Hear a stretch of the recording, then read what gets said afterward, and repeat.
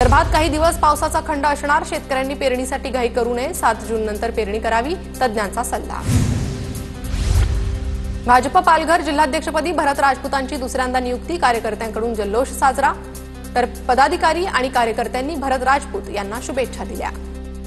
धाराशिवमधील तुळजाभवानी मंदिरातील श्री गोमुख तीर्थकुंडातील नैसर्गिक झरा सुरू, झऱ्यातून नैसर्गिकरित्या मंदिरात पाणी पोहोचतं, तुळजाभवानी देवीच्या भाविकांमध्ये आनंद आणि समाधानाचं वातावरण। सोलापूरच्या बार्शीमध्ये अवकाळी पावसात नुकसान झालेल्या शेतीचे पंचनामे सुरू, पंचनाम्यांसाठी गेलेल्या अधिकाऱ्यांना गुडघाभर पाण्यातून वाट काढावी लागली। नदी परिसरातील अनेक शेतात पाणी शिरल्यामुळे पिकांचं नुकसान, तत्काळ भरपाई देण्याची शेतकऱ्यांची मागणी। बीड जिल्ह्यातील अधिकाऱ्यांच्या बदल्यांचं सत्र सुरूच, लाचलुचपत विभागाचे पोलीस उपाधीक्षक शंकर शिंदे यांची बदली, मोठमोठ्या कारवायांमुळे शंकर शिंदेंचं नाव चर्चेत होतं। जिल्ह्यातील अधिकाऱ्यांच्या बदल्यांचं नागरिकांकडून स्वागत। ठाणे रेल्वे स्थानकात मध्यरात्री गर्दुल्ल्यांचा राडा, फलाट क्रमांक 2 वर गर्दुल्ल्यांची मारामारी, राड्याचा व्हिडिओ व्हायरल।